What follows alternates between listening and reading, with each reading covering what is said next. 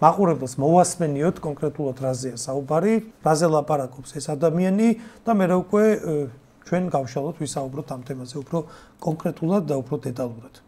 რაც შეეხება უძრავი ქონების ბიზნესს, ჩვენი ნაწარმის ნახევარი 60%-იც საერთაშორისო მყიდველზეა გათვლილი. შესაბამისად, სახელმწიფოში უცხოური კაპიტალის შემოდინებაა. ადამიანებს არაბთა გაერთიანებული საამიროებიდან ენდომებათ აქ ქონების შესყიდვა. ქართველებს, რომლებიც უცხოეთში ცხოვრობენ, ბევრ სხვა ერს, რომელთაც ეს ქვეყანა მოსწონდა უყვართ, ეს მათთვის მეორე სახლი თუ დასასვენებელი ადგილი იქნება. შესაძლოა აქ საცხოვრებლადაც გადმოსვლა სურდეთ. ყველაფრის ერთობლიობა, ნამატი გადასახადებთან ერთად. ამ გზით წვლილი შეგვაქვს სახელმწიფო ბიუჯეტში. ყველაზე მნიშვნელოვანი კი მაინც გახლავთ თანამედროვე, ახალი დასახლებების შექმნა. ეს დასახლებები იქნება კარგი დიზაინის, გარემოს დაცვით გათვალისწინებული, ახალი თანამედროვე ტექნოლოგიების გამოყენებით. რაც მთავარია, ეს იქნება მდგრადი პროცესი. ყველაფერი, რასაც შვილებს პირდებით, უნდა ავასრულოთ. პასუხისმგებლობა ჩვენია, რომ ეს ცხოვრება ლამაზი გავხადოთ. მე ამასთან დაკავშირებით მუდმივად ვფიქრობ, თუ როგორ შევქმნათ ლამაზი ყოფა, როგორც ერთ ადამიანებს პატივი ამ გზით, რომ შევქმნათ ისეთი გარემო მათთვის, რომ მათ შვილებთან და მეგობრებთან ერთად ბედნიერად იცხოვრონ.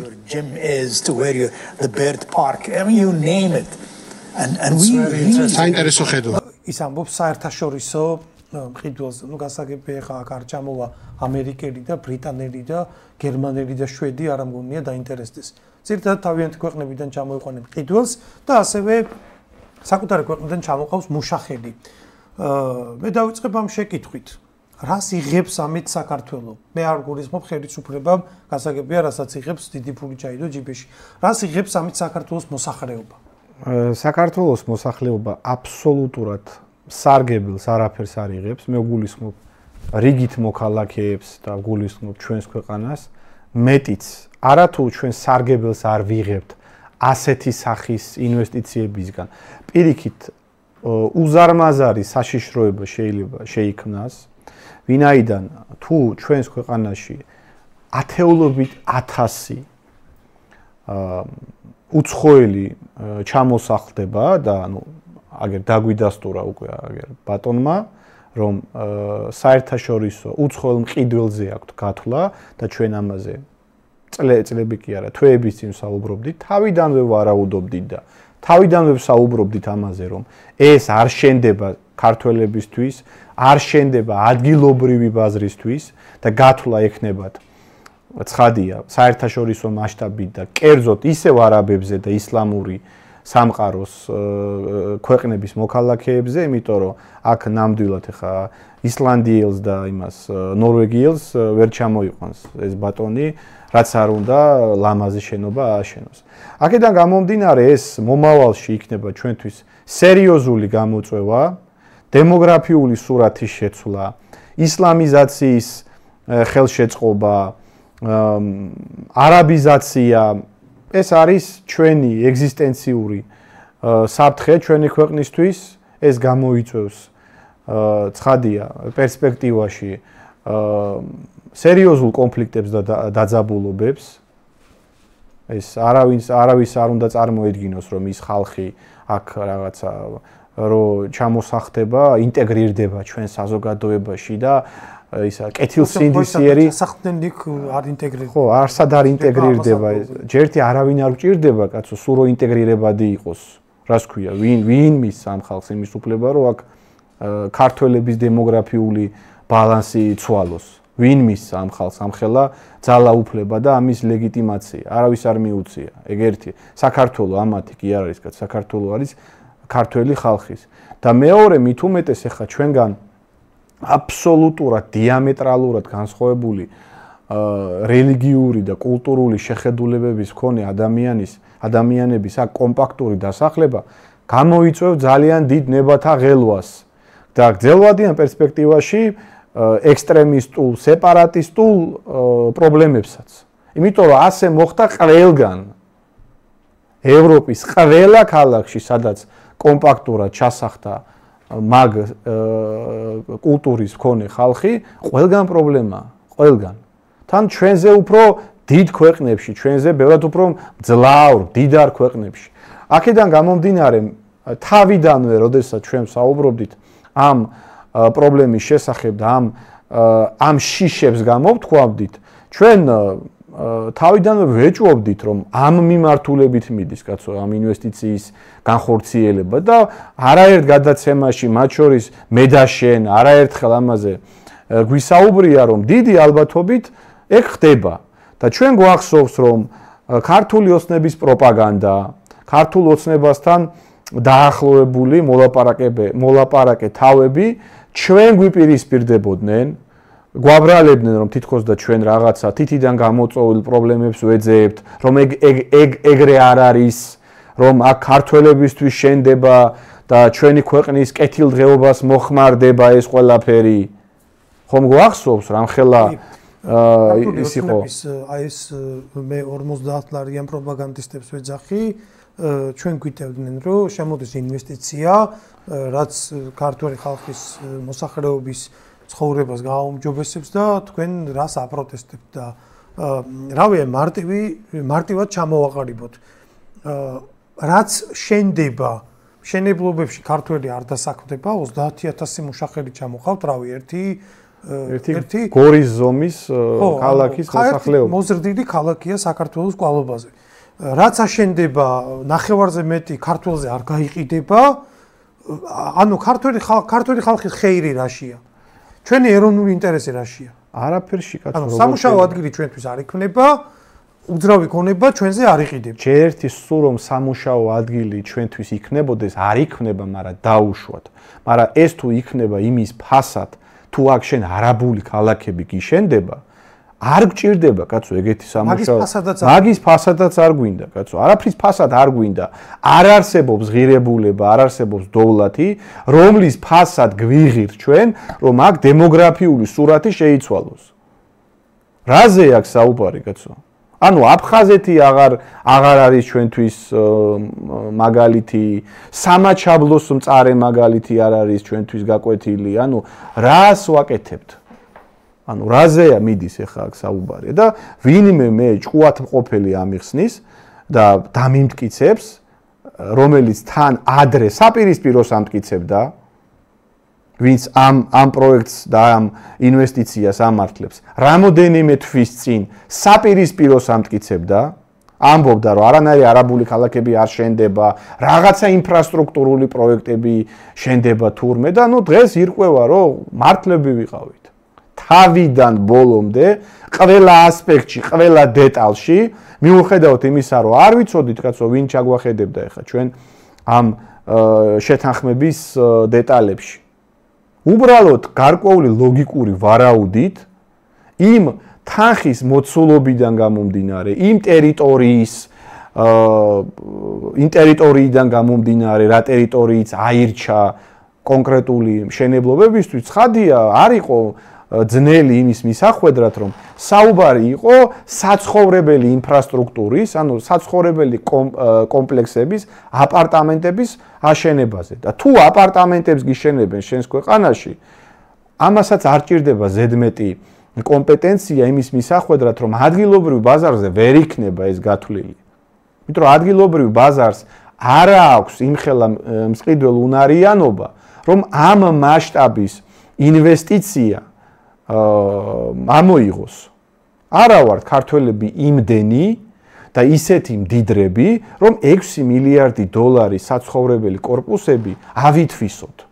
და ცხადია, არაბ ინვესტორს გათვლა იქნება არაბებზე.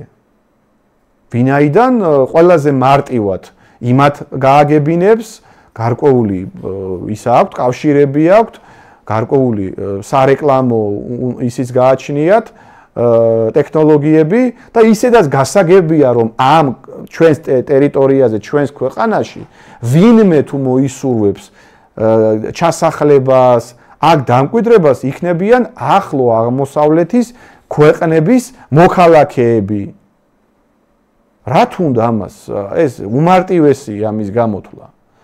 აქედან გამომდინარე, ვინაიდან უკვე ყველაფერი ცხადია, ყველაფერი გაირკვა, ყველა დეტალი.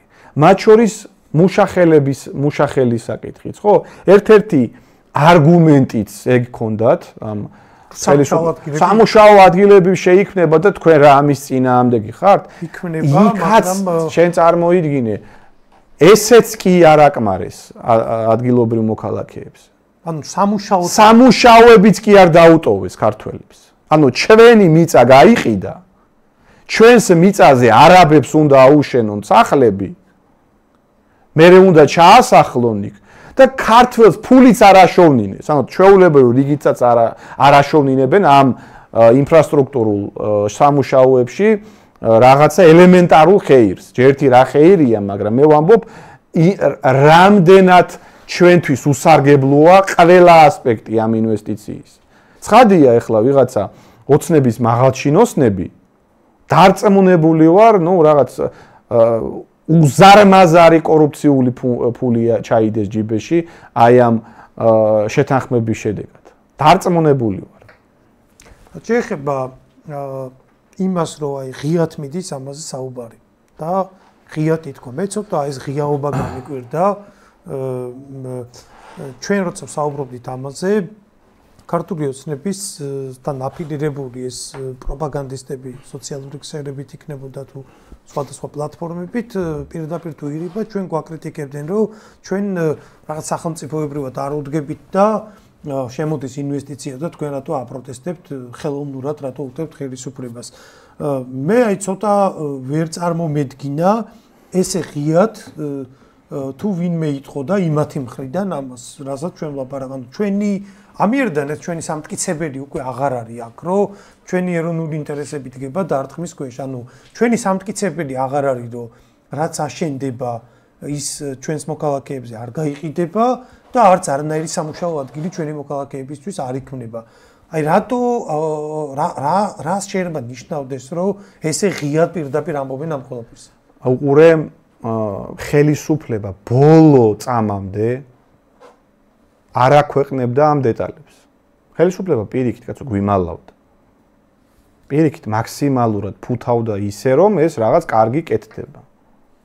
სად? ანუ ხელისუფლება პირიქით კაცო მაქსიმალურად ისე აკეთებდა რომ ფართო საზოგადოებას ვერ გაეგო ამ ყველაფრის შესახებ. უბრალოდ უყურე აქ რაშია საქმე.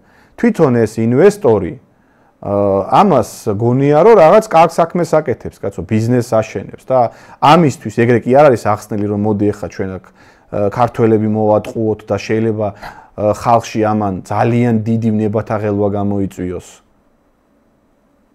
თუ ეგრე თუ შენ დაანახებ რომ ქართველებში ეს გამოიწვევს დიდ უკმაყოფილებას, შეიძლება იმ არაბმა არ ჩადოს, კაცო, ის 6 მილიარდი.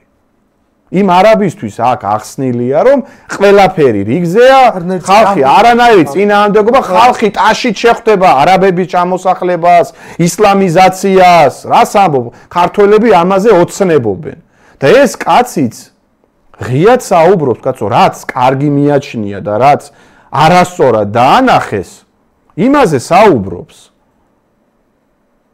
თან ხა ამ ხელა ფულს რო დებს იმას ეს მალულად და რაღაცა შეფარვით არ რა თქმა უნდა ის მაქსიმალურად ცდილობს რომ თავი გაიპიაროს, მაქსიმალურად საჯაროდ იყოს ეს ყველაფერი.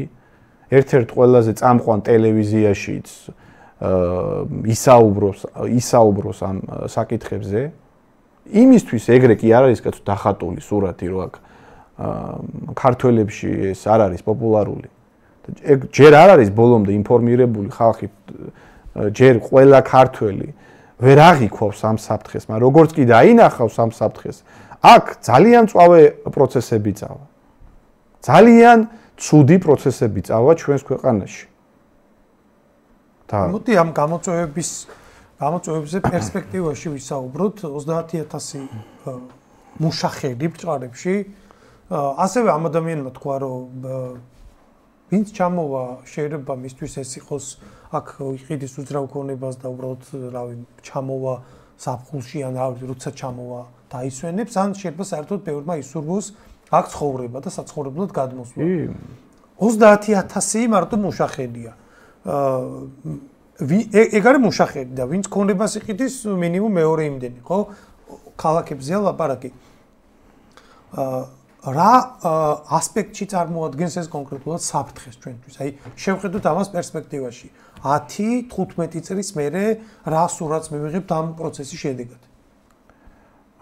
ამ პროცესის შედეგად ჩვენ მივიღებთ კომპაქტურად დასახლებულ რაიონებს, სადაც ჩვენი კულტურის, ჩვენი სახელმწიფოს, ჩვენი, რა ვიცია, იდენტობის მიმართ მტრულად თუ არა, თუმცა მტრულადაც აბსოლუტურად საპირისპირო შეხედულების მქონე ხალხი იცხოვრებს, რომლებსაც ზურგს უმაგრებს მილიარდნახევრიანი ისლამური სამყარო, რომელსაც ზურგს გაუმაგრებს თურქეთი, რომელსაც ზურგს გაუმაგრებენ ეს მილიარდერი შეიხები, რომლებიც გავლენას მოახდენენ ჩვენს პოლიტიკურ, სოციალურ, ეკონომიკურ, რელიგიურ ცხოვრებაზე და ყოველდღიურობაზე, რანაირად შეიძლება ეს არ იყოს საფრთხე? რანაირად შეიძლება ეს არ იყოს თავის ტკივილი? და მე სამწუხაროდ, ვინაიდან პირველივე დღიდან ამაზე ვსაუბრობდი ჩვენ და მოდი რა, ეხა ყველამ აღიაროს, რომ მართლები ყოფილვართ. ეთანხმება ამ ინვესტიციას, არ ეთანხმება, ეგ ცალკე გადავდოთ, მაგრამ ჩვენ რასაც ვამბობდით თვეების წინ, როდესაც პირველად გაჟღერდა. გაიყიდება ეს და არა ჩვენ. პირველად ეს საკითხი გაჟღერდა 2025 წლის იანვარს. ანუ დაახლოებით 1 წლის წინ. იქიდან მოყოლებული ჩვენ რასაც ვამბობდით, ეგ მოხდა. მიუხედავად იმისა, რომ მთელი სამთავრობო პროპაგანდა უამრავი ეს 50 ლარიანი თუ უფრო ძვირადღირებული პროპაგანდისტი საპირისპიროს ამტკიცებდა და ჩვენ გვიპირისპირდებოდა და ჩვენ გვიტევდნენ, რომ თითქოს და ჩვენ რაღაცებს ვატყუებთ ხალხს და რაღაცა ჭიქაში ქარიშხავს ვქნით თურმე და თურმე ეგრე არ არის. არანაირი არაბული ქალაქები არ შენდება, ხალხის უცხოელების ჩამოსახლებას აქ არ აპირებენ და ასე შემდეგ. აღმოჩნდა, რომ ჩვენ მართლები ვიყავით. როგორც 1 წლის წინ მე დარწმუნებული ვიყავი, რომ ეს ხდება, ასევე დარწმუნებული ვარ მე, აი დღეიდანვე დარწმუნებული ვარ, რომ თუ ეს ინვესტიცია განხორციელდა, თუ ამ არაბებმა და საქართველოს ხელისუფლებამ ერთობლივად საქართველოში ჩამოიყვანეს და დაასახლეს მაგ ტერიტორიებზე ათეულობით 1000 არაბი თუ სხვა უცხოელი, ეს ჩვენი სახელმწიფოებრიობისთვის იქნება უმძიმესი დარტყმა.